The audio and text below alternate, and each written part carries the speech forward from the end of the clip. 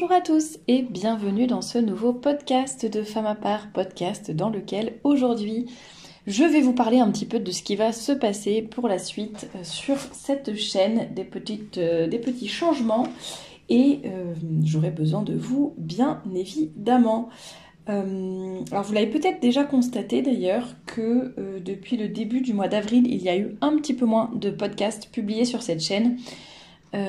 Par manque de temps principalement et surtout parce que je n'ai pas envie de tourner en rond et de répéter toujours la même chose comme d'autres chaînes le font.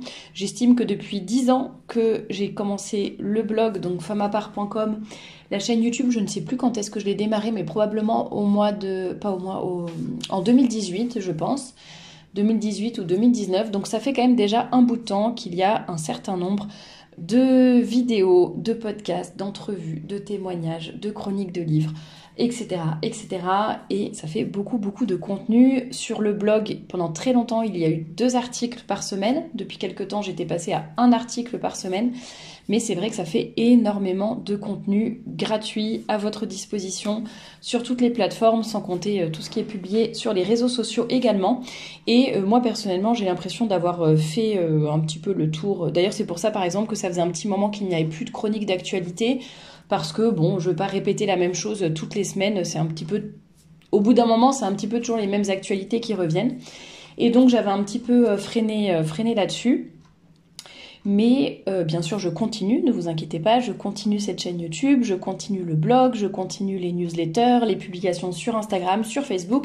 La seule chose qui va changer, c'est que c'est le dernier mois où il va y avoir une thématique mensuelle, et a priori, et désormais, il n'y aura qu'une seule publication sur YouTube, on va dire, que ce soit un podcast, une entrevue pétillante, une chronique de livre, un entretien, le témoignage de l'une d'entre vous, etc. A priori, il n'y aura plus qu'une vidéo par semaine que je publierai chaque vendredi, mais vous pourrez compléter avec les autres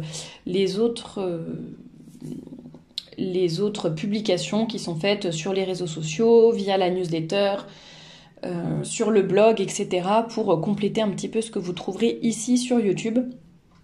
Donc n'hésitez pas à me suivre sur les autres réseaux sociaux, sur le blog, à vous inscrire à la newsletter, c'est gratuit. Si vous n'aimez pas être un petit peu partout tout le temps sur les réseaux, eh bien inscrivez-vous à la newsletter, comme ça vous aurez un peu le résumé de ce qui se passe partout et ce sera peut-être plus facile pour suivre si vous n'aimez pas être trop sur les réseaux. Voilà pour ce que je voulais vous dire. Je voulais également ajouter un deuxième point.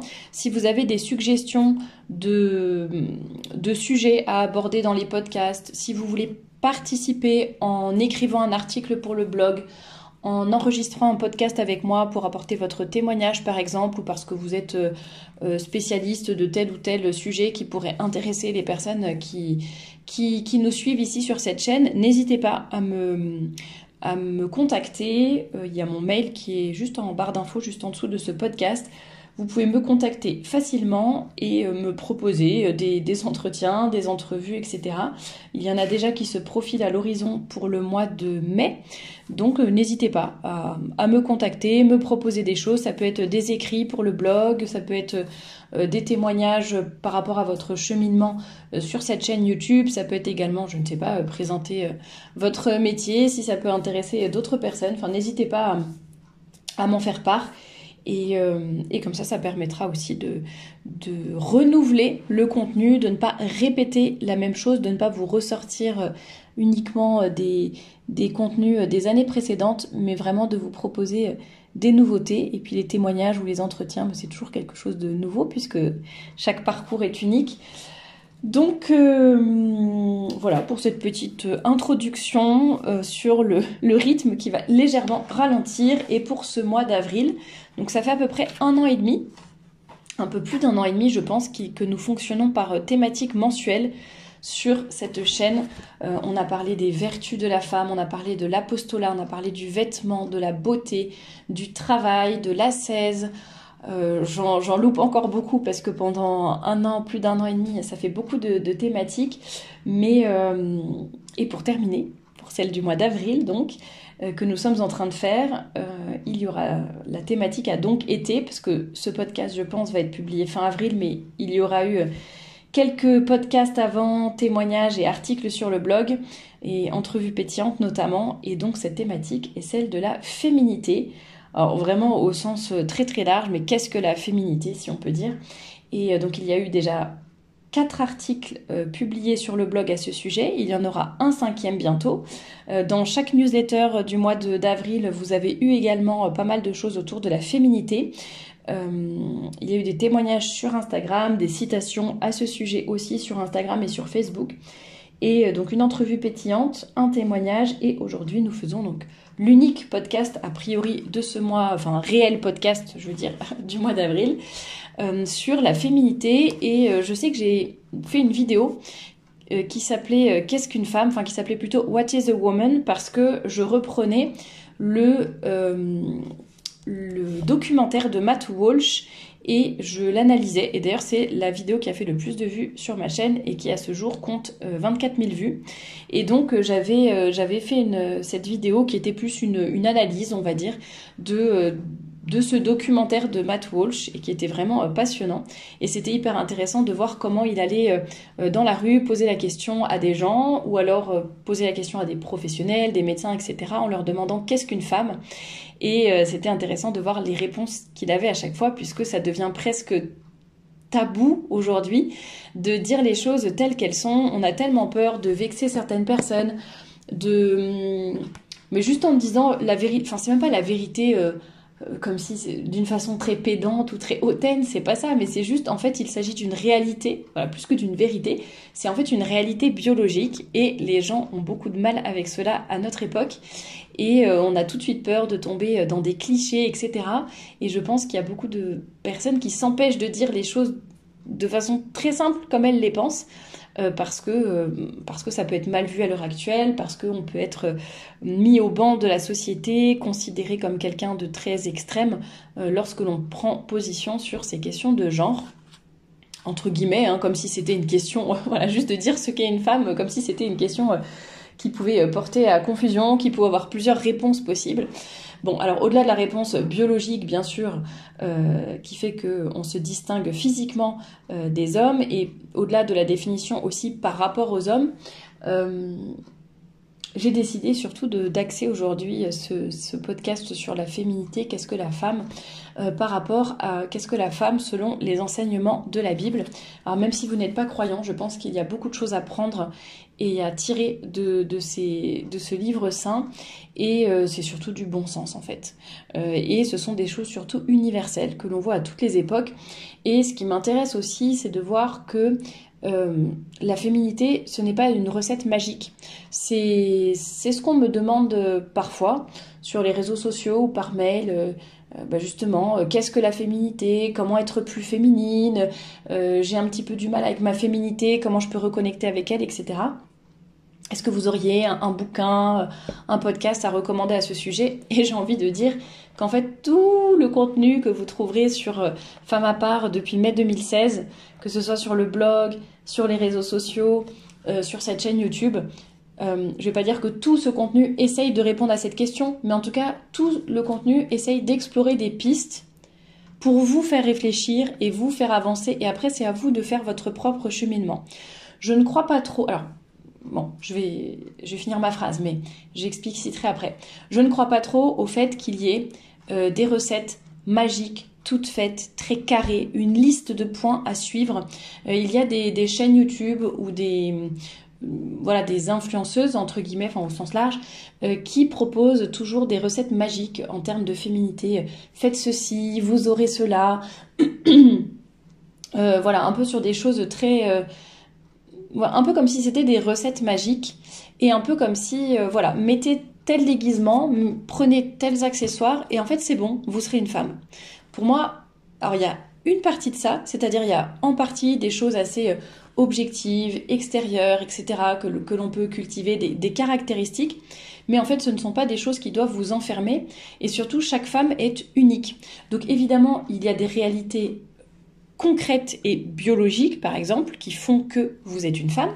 Il y a aussi un certain nombre de caractéristiques extérieures et physiques qui peuvent aider à cette définition et à cet épanouissement de la féminité.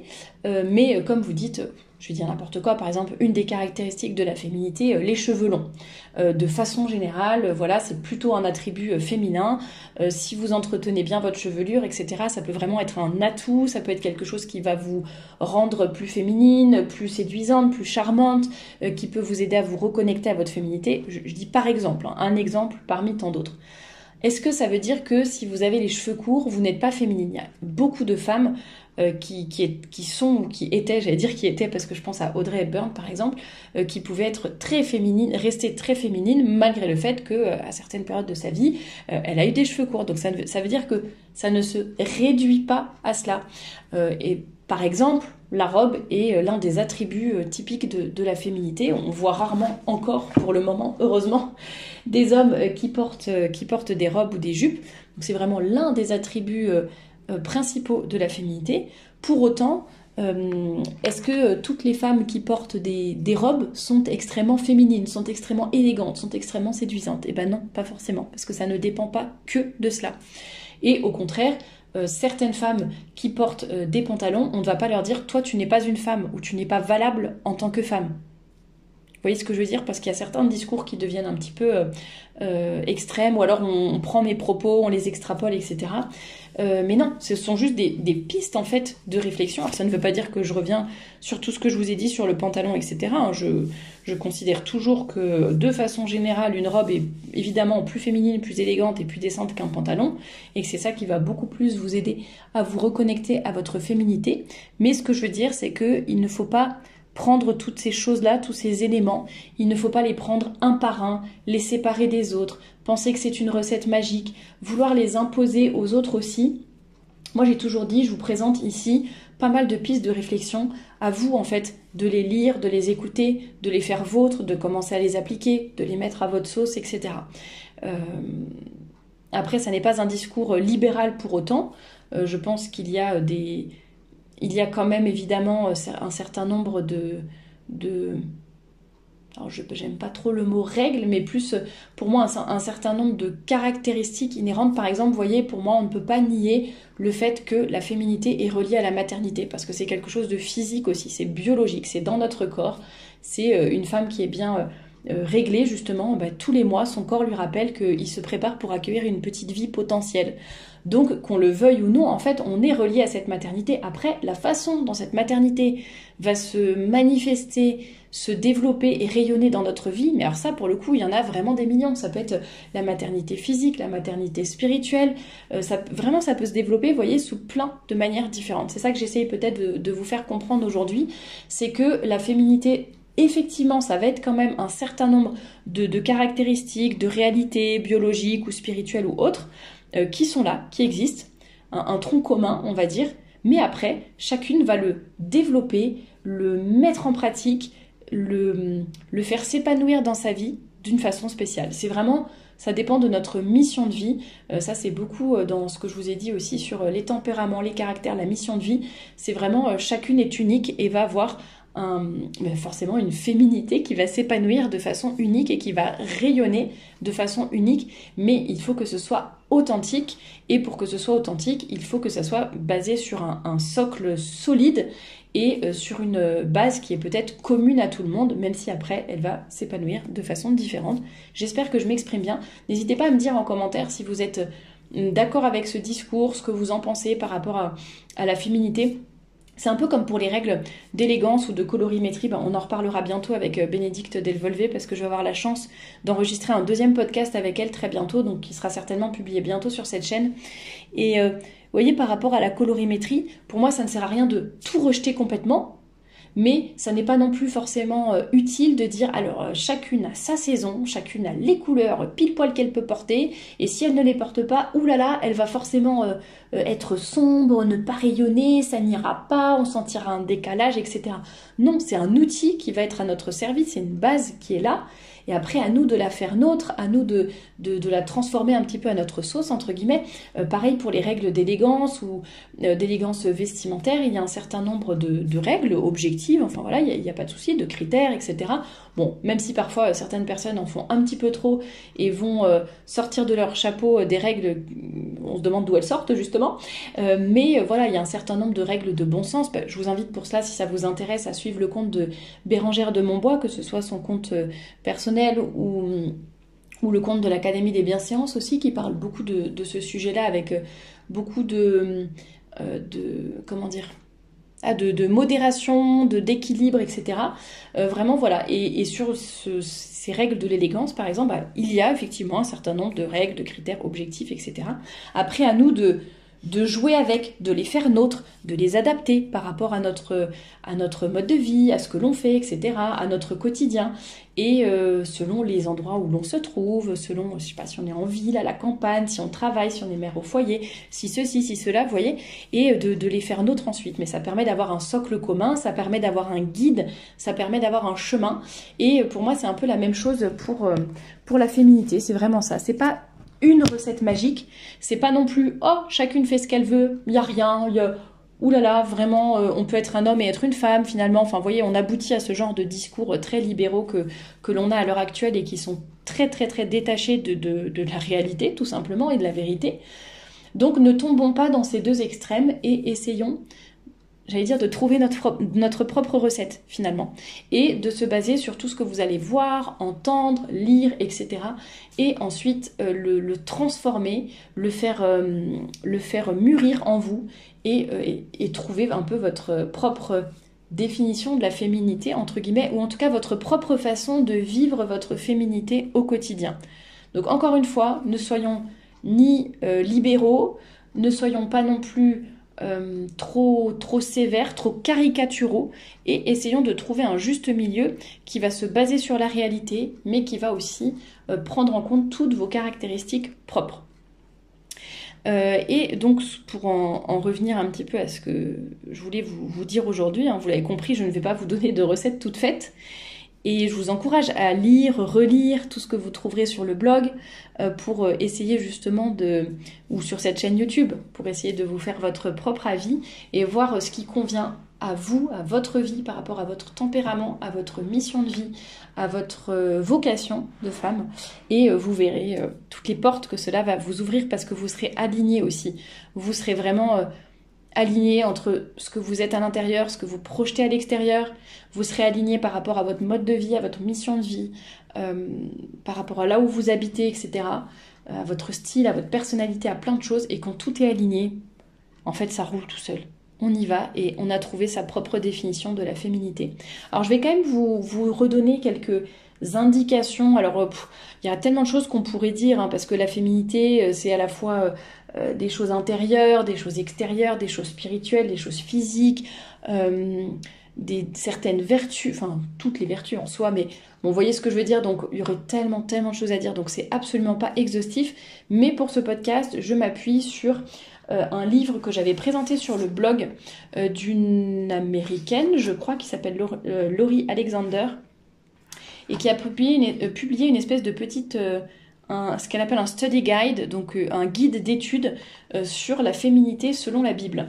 Et bon, la seule chose, c'est que comme elle est protestante, il y a une petite phrase dans le livre qui ne va pas par rapport au mariage, mais bon, elle est importante quand même, donc je le répète. Je vous mettrai d'ailleurs le lien de l'article que j'ai écrit, comme ça vous aurez le lien pour acheter le livre s'il vous intéresse. Mais bon, je pense pas que ça soit spécialement utile, mais plus si vous voulez voir des extraits de ce livre, je vous mettrai le lien en barre d'infos, juste en dessous de ce podcast. Et qu'est-ce que j'étais en train de vous dire ? Oui, il y a une phrase qui ne va pas, c'est sur le mariage, parce que les protestants n'ont pas la même vision que l'Église catholique là-dessus, et notamment sur l'infidélité des conjoints qui, soi-disant, permettrait de se remarier, enfin qui annulerait le mariage en quelque sorte. Et évidemment, c'est pas du tout le discours de l'Église catholique là-dessus. Donc je préfère mettre un bémol quand même puisque j'évoque ce livre, je préfère faire attention, mais elle redonne un peu certaines caractéristiques justement, qu'est-ce qu'on retrouve dans la Bible. Alors elle parle notamment du fait d'être modéré, enfin la sobriété. Plusieurs fois dans la Bible on parle de la sobriété, voilà, la sobriété, la modération. Pour moi, ça va aussi avec une certaine douceur et ne pas partir dans les extrêmes, justement, et d'être toujours équilibré, on va dire. Moi, je vais peut-être le dire avec ce mot-là, ça sera peut-être plus parlant. Elle parle également de la discrétion. Donc ça rejoint un petit peu ce que je disais sur la douceur, sur la modestie aussi. Donc une discrétion. Alors discrétion, ça ne veut pas dire être effacé, ça ne veut pas dire ne pas montrer sa personnalité. Je pense qu'il y a beaucoup de confusion par rapport à ces choses-là. Mais je sais qu'on vit dans un monde aussi où on est on dit très souvent, enfin surtout les femmes disent non mais c'est mon caractère, c'est comme ça, faut l'accepter. Moi je suis comme ça, c'est à prendre ou à laisser. Enfin oui, ce genre de discours dit sur un ton déjà très pédant et très agressif et soi-disant sous couvert de je suis directe, je suis franche, etc. Finalement, on en vient à être impoli. Même quand on a un certain statut sur les réseaux sociaux ou quoi, on rembarre les gens finalement parce que on est trop dans la colère, dans l'agressivité. Donc vraiment, je vous encourage à beaucoup de discrétion, de douceur, de tempérance peut-être. C'est peut-être le mot qui convient aussi pour aller avec la sobriété dont je parlais tout à l'heure. Ah bah voilà, c'est une des citations tiens, que je vois dans l'article que j'ai écrit, donc une citation du livre.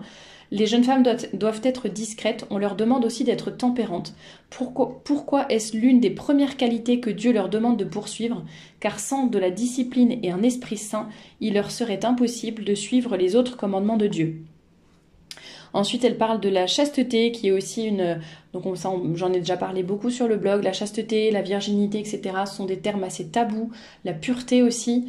Mais c'est évidemment l'une des caractéristiques des femmes et que malheureusement on retrouve très peu à l'heure actuelle.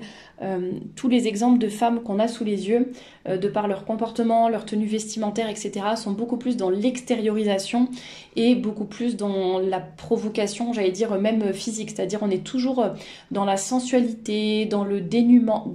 Dénuement? Non, c'est pas ça. Dans la nudité. Pardon. On est toujours dans la sensualité, la nudité, vraiment ce besoin de s'exposer d'une façon très... glamour, c'est même pas le mot, hein, parce que c'est vraiment pire que ça. C'est vraiment toujours ce besoin d'être dans la provocation physique, je sais pas comment le dire autrement, peut-être sensualité, c'est le bon mot. Et il y a très peu de... Enfin, là, vraiment, quand je dis des exemples, c'est vraiment... je parle pas juste des influenceurs de bas étage qu'on voit dans certaines émissions voilà, à la télévision, mais plus là, vraiment, quand même, des gens qui ont déjà un certain statut, je sais pas, ça peut être même des grands sportifs, des acteurs, etc. Enfin, oui, de différents milieux. Et en fait, tout va toujours être... Il suffit de regarder les comptes Instagram. Hein, c'est vraiment assez dommage, mais c'est vrai que la chasteté, la virginité, la pureté, ce sont vraiment des caractéristiques... particulièrement féminine que nous devrions vraiment essayer de cultiver, alors chacune selon son état bien sûr, hein, et qu'elle soit religieuse, mariée ou célibataire, mais à cultiver et vous verrez que c'est beaucoup plus reposant déjà pour nous et aussi pour les hommes bien sûr. Elle parle également dans son livre donc aimer son mari, aimer ses enfants. Sur le mariage, j'ai déjà écrit pas mal de choses aussi, et enregistré pas mal de podcasts, donc je vous invite à vous y référer.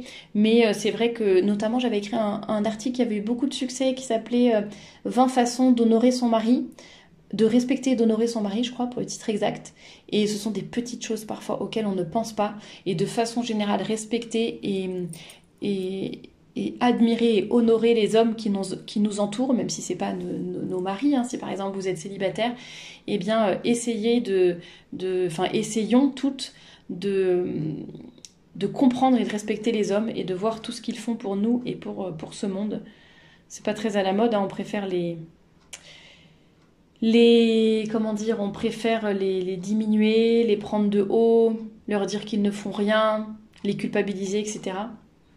dans notre société, mais bien sûr nous pouvons essayer de faire autrement. Essayons d'être des bonnes personnes aussi, d'être charitables, d'être des femmes qui font le bien, garder son foyer, pas forcément, je dis pas, c'est pas être mère au foyer forcément, mais garder son foyer, l'importance de, alors bien sûr l'homme a aussi son rôle à jouer là-dedans, hein, mais l'importance de créer un foyer chaleureux, vraiment catholique, dans lequel on est content de se retrouver, vraiment qu'il soit un endroit où tout le monde se sent en sécurité, tout le monde se sent bien, tout le monde peut se ressourcer, où on se parle, où on se respecte, hein, toutes ces choses-là. Il y a beaucoup à faire de ce côté aussi. Elle va reparler aussi de l'église, etc. D'avoir un esprit calme et dévoué. Elle reparle des enfants. Bon, ça, vous le verrez notamment dans les extraits de l'article, si vous souhaitez le lire. Donc, je vais arrêter de lire comme ça, vous pourrez découvrir les extraits plus tard. Et puis, j'avais écrit un autre article sur les caractéristiques la beauté de la femme selon la Bible, en 10 citations. Et c'est vrai que ce n'est pas que la beauté extérieure. On parle dans cet article, c'est vraiment que des extraits de la Bible, hein. Le fait que la femme qui craint le Seigneur est seule digne de louange, donc d'où l'importance d'avoir une vraie vie spirituelle, ancrée en Dieu, d'être connectée à lui en quelque sorte, alors pas dans le sens moderne des énergies qui circulent ou je ne sais quoi, mais vraiment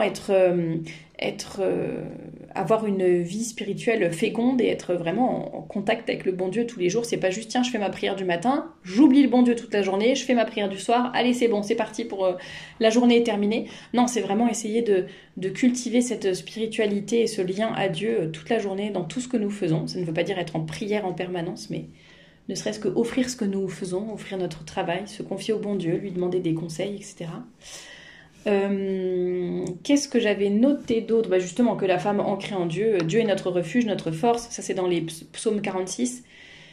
Dieu est au milieu d'elle, elle est inébranlable, au lever de l'aurore, Dieu vient à son secours. Ça complète ce que je viens de dire.